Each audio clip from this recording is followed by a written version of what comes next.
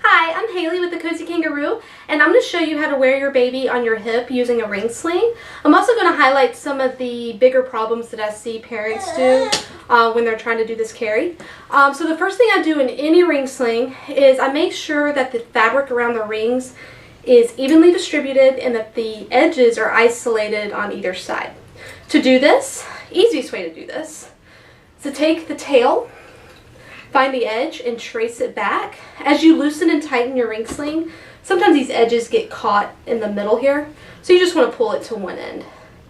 And then kind of spread the fabric out nice and evenly. Do the same thing on the other side. Find this edge in the tail, trace it back, and move it to the end. So when it's all said and done, it should look like a scrunchie and you should see your edges.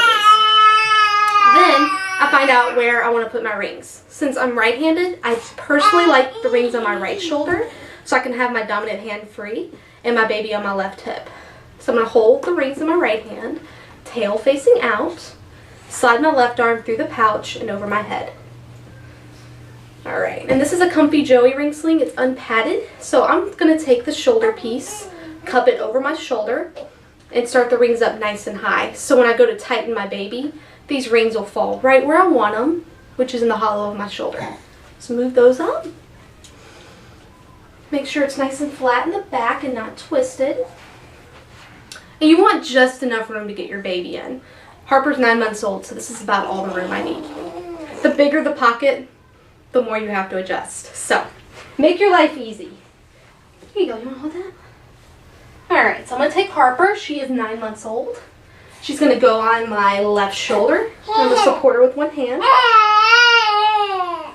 Slide my right arm through the pouch and then guide her body through the sling. And as I do this, I'm going to hold this in place so my rings don't fall. And I'm going to slide her on over. Hey, sweets. And when I slide her, I'm going to move this top rail up to the back of her neck. With a younger baby, you want it to the top of the neck. An older kiddo, you can go under the armpits. Alright, I'm going to slide this down some, the shoulder piece. And then as I have it at the top of her body, I'm going to hold it in place. Take my right hand and take the bottom piece, and I'm going to stuff it between the two of us. And that's going to be the seat that holds your baby in.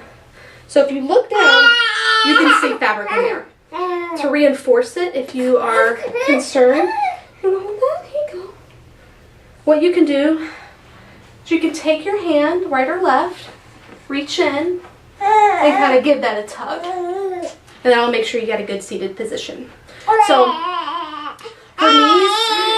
her knees are higher than her bottom, and I've got the bottom rail going from the hollow of one knee to the hollow of the other knee. So when I have her in place, I don't have to adjust that much because I had just enough room to get her in.